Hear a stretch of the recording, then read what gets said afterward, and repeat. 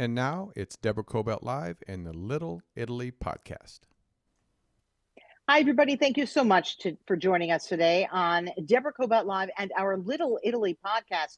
And please welcome Maura Fanti, Research Associate at USC's Longevity Institute. And she joins us today to talk about the benefits of fasting, how to do it, because there's a lot of articles out there about what to do and how to do it. And she'll kind of walk us through that, but also about the real true benefits to our metabolism, to our longevity overall, to any diseases. It's really important. And it doesn't mean you just starve yourself for an entire day. There's quite a bit to this. And she's been researching this for quite some time. And I'm truly excited to have you join us today, Maura. Thank you for being here. Thank you for having me, Deborah. Yeah. Talk to me first about what you do and what your focus is there over at USC. Yeah, actually, I used to work several years ago on this project about calorie restriction and progression of liver cancer. And calorie restriction, which basically is a reduction in calorie intake, which can go from 20% to 40% on daily basis. It has been studied for decades because it had a lot of benefits in terms of chronic disease, and also is associated with longevity, especially in small species. Anyway, I attended a conference where Professor Longo from USC was talking about the fasting, the beneficial effect of fasting. So for me, it surprised me that just few days of fasting can lead to the same benefits of long-term calorie restriction, which for humans being, of course, it's very difficult to adhere to a long-term calorie restriction. So if we can get the same benefits from few days of fasting instead of, again, long-term plans, it's really can be a remedy for human health. That's why not too long after I joined Professor Longo lab at USC to, understand the real mechanism of fasting and what it does. And here we are focused on several pathological models, from cancer to neurodegenerative disease. But personally, I am more involved in metabolic disease and longevity. So let's talk about that. Inflammation is another big culprit, right? If we have inflammation, it could lead to all sorts of issues and diseases affecting the metabolism, affecting the liver, affecting so many other organs in our body. Talk to me first about fasting. For example, when I first read about fasting, now we're talking, years ago, it was like, I don't know, you fast 20 hours a day and you get to eat for 4. I thought, oh, forget it. I can't do that. But that's not the way. Right? Like, that's really not the healthy way to be doing this. Talk to me about what you believe is a healthy fast for most people. Yeah, you are right. There is it's confusion around fasting because there are many ways to fast. Yeah. The intermittent fasting, which can be 16-8 or 5-2, which basically means 16 hours of fasting, 8 hours of eating, which is not, it doesn't mean that you have to eat for 8 hours. I mean, it's a window of time that you can eat, or 5 days of eating a normal diet and 2 non-consecutive days of fasting.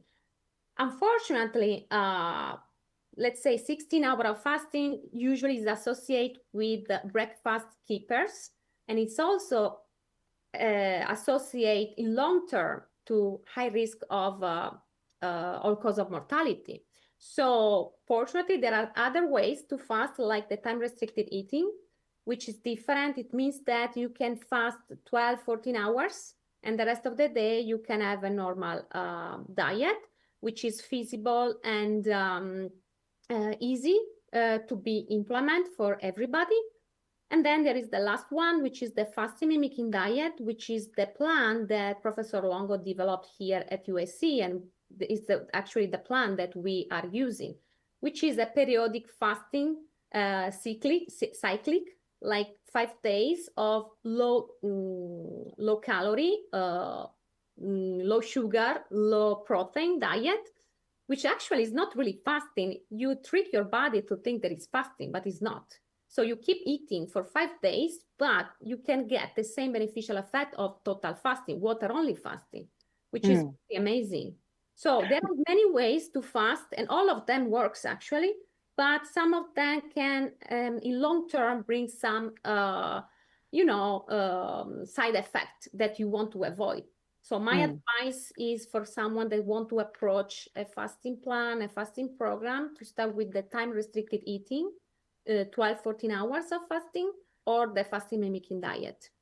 When you fast, should you do it all at one time? And you like, in other words, you shouldn't fast for 6 hours, eat, fast for another 6 hours. You should fast for the entire time, right? Correct. They need to be consecutive if you want to, because the point is that your body, it needs to be forced to use up all the glucose storage and then switch to burning the fat to get energy, to produce energy. And this is this process that lead to this ketogenesis process, is that one associate with improvement in insulin sensitivity, metabolic rearrangement that in some way modulate the lipid profile, cholesterol reduction, triglyceride reduction, inflammation reduction, all risk factors for chronic disease and age-related disease. I've read that Italians live an average of 5 to 8 years longer than the average American, primarily due to lifestyle and absolutely due to the diet. What is it that they're doing in Italy, and you're from Italy, of course, that we're not doing here that we really should be developing here in the United States? So, of course, it's a combination of lifestyle and diet. Because we are talking about nutrition, I'll be more focused on that part. Sure. And so in Italy, eating is not just food. You know, it's also community, it's enjoyment, it's sharing the meal with family, friends. So we really slow down. We take that moment to cook, and we also like to choose the fresh, good ingredients for our meal. It's really like something that we enjoy.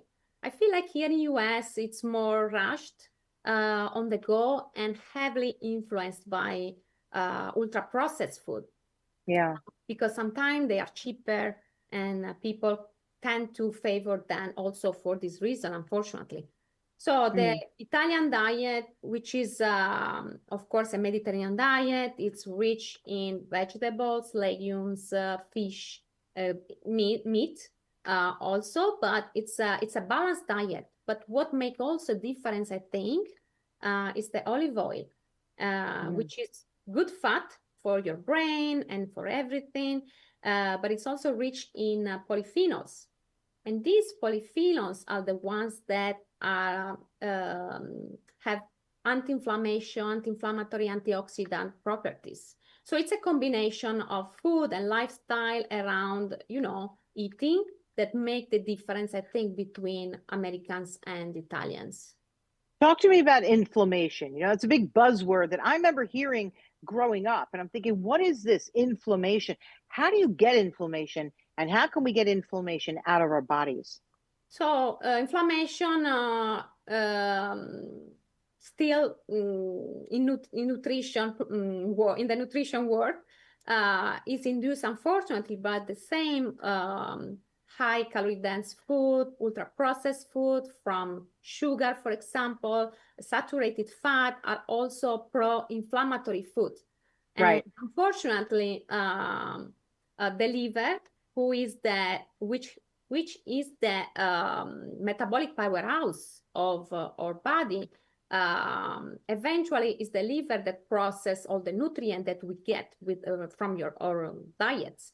So all these ultra-processed food or sugar or fat, in time overload the liver job and make it struggling. So struggling, and basically it leads to fatty liver accumulation, that the chronic fatty liver accumulation brings to chronic inflammation, which is the chronic inflammation that then brings to fibrosis of the liver, cirrhosis of the liver, so it cannot work anymore. And at the end, it ends up with hepatocellular carcinoma, which require a transplant. So let's say chronic inflammation, the continuous exposure to this ultra-processed food and this bad food is the one that unfortunately drive that chronic inflammation and this disease. I have a family member who has fatty liver disease, and let me tell you, she's quite thin and she eats well, and she suddenly exploded with inflammation issues. What do you do in a case like that to try and get that under control? So the good news is that if it's only fatty liver accumulation in early stage, which is called steatosis, it's reversible. Yeah. With the diet and adopting a good lifestyle, you can definitely improve and be healthy again. But unfortunately, once the inflammation is established, like fibrosis or cirrhosis, then it's not reversible. And unfortunately, there is a bad news, which is that it's asymptomatic. So people that do not really know what's going on. And you should know that 1 in 3 people in US can suffer with metabolic disease that they don't know. So the advice is just prevention. So make sure to adopt, since you are young, a good diet to prevent that to happen. So, and chronic inflammation, this is related to liver, but it can bring to diabetes too, for example. So insulin resistance and obesity and chronic disease can then also lead to neurodegenerative disease. So basically fixing that with diet and a good lifestyle can really make the difference. Yeah. How do we get this message to people? Because sometimes I feel like people feel like they're being preached to or preached at, right? And they're like, yeah, I know. And then they'll still go to one of those big box stores and buy a meal in a box or something frozen. Frozen isn't necessarily always bad, but you know, in other words, they're not making with fresh ingredients. They're going out and doing the easy way and just microwaving. How do we get the message through to make it easy for people? I think a lot of Americans still want it to be easy. How do you do that? Yeah, that's a very good point, Deborah. I think, of course, for adults, it's very difficult to change, to make this big change. Of course, being aware that it's important for your healthy longevity. For some people can be enough motivation, but I think we should start from kids education in the school, for example, because kids need to be aware of the importance of eating the right ingredients, eat well, and you know, prevent from certain disease. So I think that here what it's really important is the education, and maybe learn how to cook, how to enjoy, embrace the Italian style, and really enjoy your meal with good ingredients and good food. What got you involved in this? Where were you born in Italy, and your interests? How did it develop? So I'm, of course, I grew up in an Italian family, and the diet was, of course, rich in vegetables, legumes, fish, olive oil everywhere, every day. So I was naturally exposed to this lifestyle, which then science confirmed to be protective against chronic disease and associated with longevity. But additionally, I'm from Sardinia, which is known as a blue zone, where we have a high incidence of centenarian people. Yeah. My great-grandmother was centenarian, 105. So again, I was, you know, I experienced, I was surrounded by this living example of healthy aging. So that's why I really wanted to understand what was behind the biology behind this effect. So that's why then I decided to join Professor Longo, who is an expert in that. Yeah, absolutely incredible. How do you get the word out when you're on a university campus to young people that this is critical for their life, for long life? How do you do that? Say, you mean what? How do you really, a lot of, as you said, sometimes it's difficult for habits to change when you're older. So how do we get this in front of the young people who really can make changes? Are there classes there at USC? Do you go out and speak? I know that I met you because you were speaking at an event sponsored by our Italian culture, the Italian Cultural Institute, and our consulate, which is fantastic.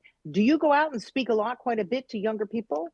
Not really part of my job. I'm more a scientist, like I work in the lab, I do it really the experiment, the research, the basic research behind that. But there are people that definitely now they are starting to talk to kids. Yeah, Which is the thing that's it's really important too. I think that in the campus, if you are talking about students, young people in the campus, probably one solution might be not let being available, soda, which is sugar, basically.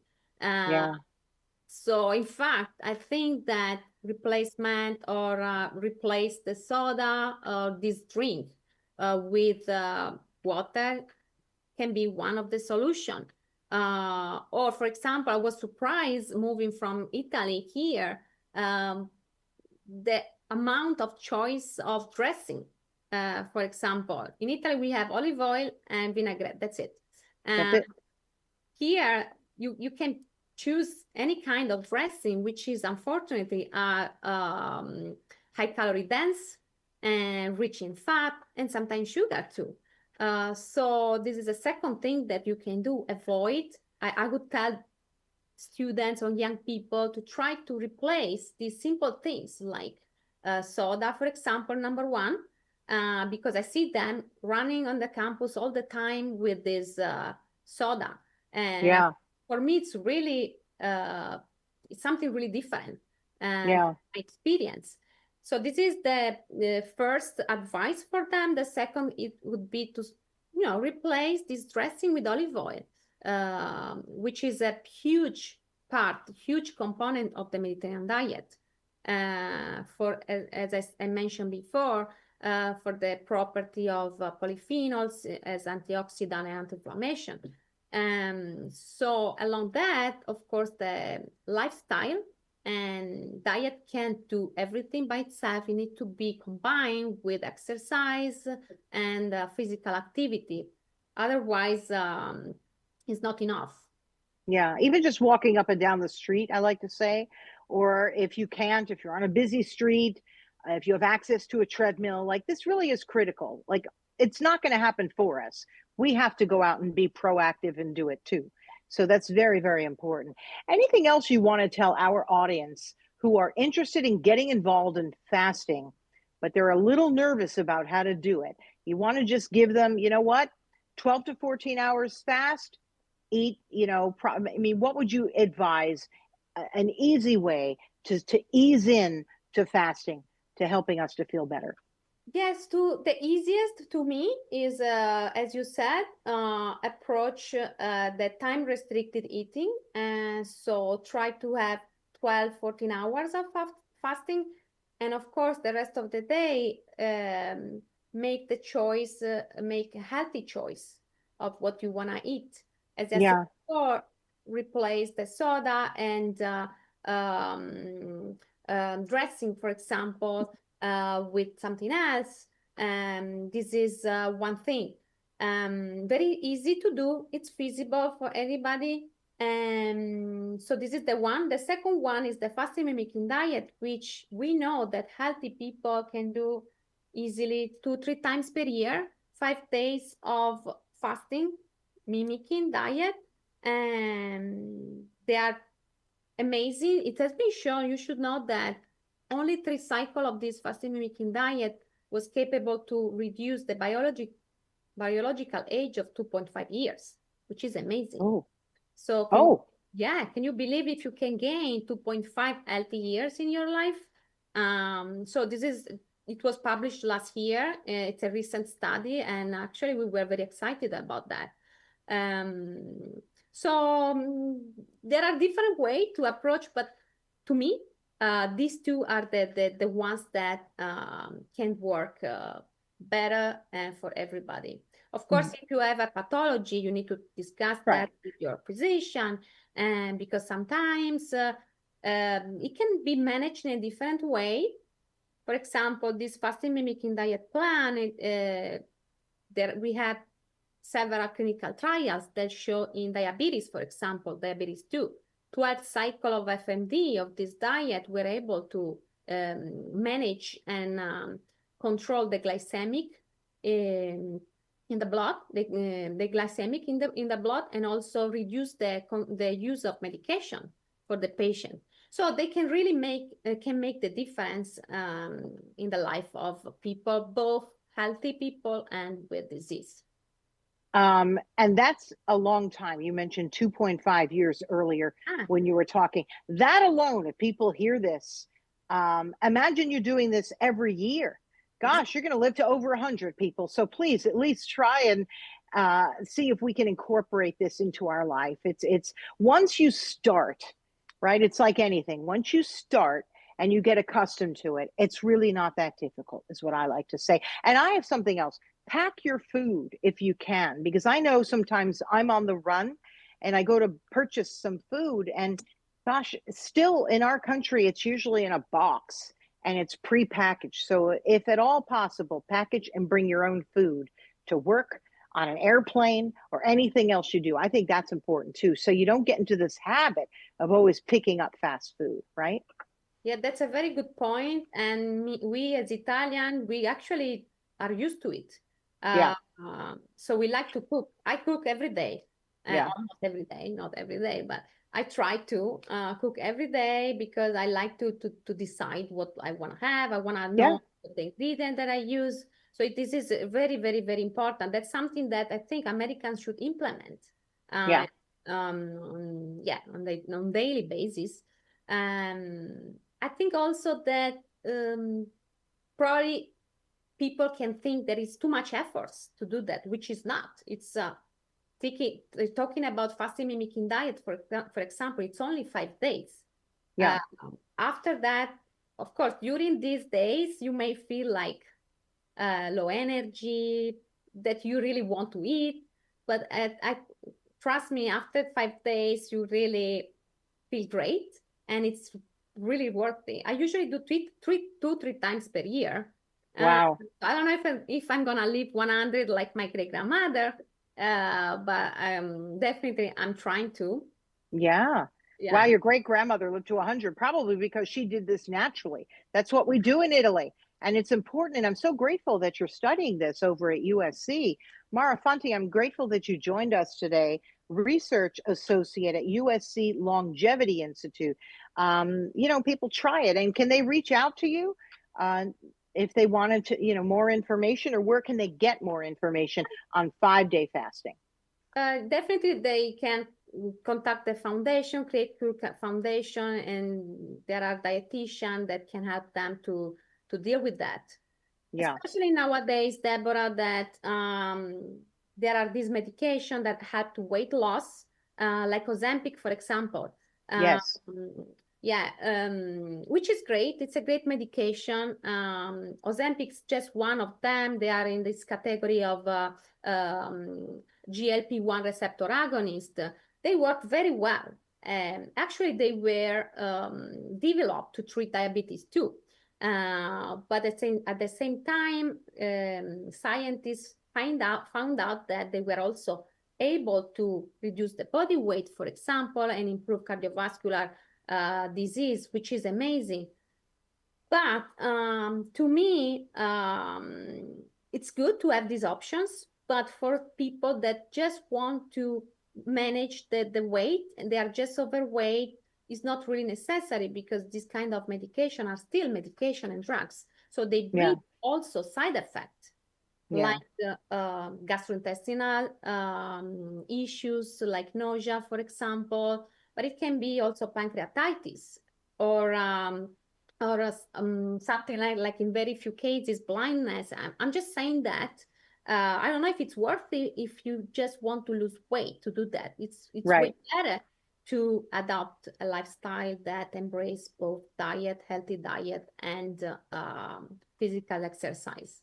Yeah, no, I agree with you. I think that's actually very important to try and do it ourselves organically, the way we do from our mother country and the way people have done for centuries, honestly. So I agree with that. I know it can be a quick fix and it does help reduce, some issues, but we can accomplish the same thing if we decide to do it naturally through fasting. And we can do that. Yes, Yeah. definitely, yes. I'm really glad you brought that up. Thank you so much for bringing that up, Maura. Appreciate it. Thank you. Thank you. Yeah. Any other things you'd like to tell our audience before we let you go? Just to try today, advice from today, Yeah. to cut the sugar, sodas, and dressing. That's it. That's my advice for today. And let's see what's gonna happen in 1 month. Yeah, I like that. And even cut back a little on alcohol consumption, right? I have a friend who went from drinking when she went out to dinner from 2 glasses of wine to 1. And it made a huge change in her life. She looked better, her skin was clearer, and then she eventually just decided not maybe have, a glass or 2 a month, and that was it. Made a tremendous difference, especially with her inflammation. So that's another one. Totally. I totally agree. Yeah. Yeah, because there's a lot of sugar in that. Anyway, Maura Fanti, I'm so grateful that you joined us. So grateful that you brought up the GLP-1s toward the end of our interview, because that is very, very important, because it's something that so many people are doing now. And can we do it on our own? Yes, we can. Yeah, just one thing, I don't get me wrong, I think it's important to have that option, but it still need to be prescribed by the doctor and monitored by the doctor. And I think only in certain cases, not everybody. I think now it's kind of too much popular. Yeah, and I knew that's what you meant. And yes, because so many people I know, they're like, "Oh, just go get that," and I'm thinking, "No, I can do it on my own." But you're right; it's very beneficial to some people who need to do that, without a doubt. But many of us can do it on our own. The fasting, I think, is a very safe approach. And if we try it once, even once a year, as you said, it's really very beneficial. So thank you for bringing that up.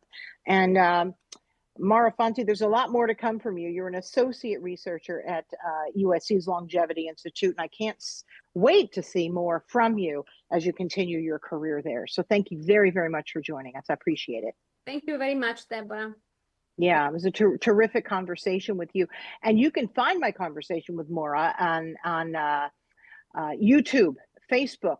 Then we cut them into promos on Instagram. And as an audio podcast, we're also out there on the iHeartRadio app, on Spotify, and anywhere else that you get your podcast. Just please put in Deborah Kobylt Live and the Little Italy podcast, and you will find my interview with Maura Fanti. So everybody, thank you for joining us today. Please tell your friends and look into fasting, and remember what she said. If you can, right, limit the salad dressing, no sodas, and what was your other one? Physical activity. Physical activity. So try that today. It's not too late. You can do it. Anyway, thank you so much for joining, everybody, and we'll see you next time. Bye-bye. Bye.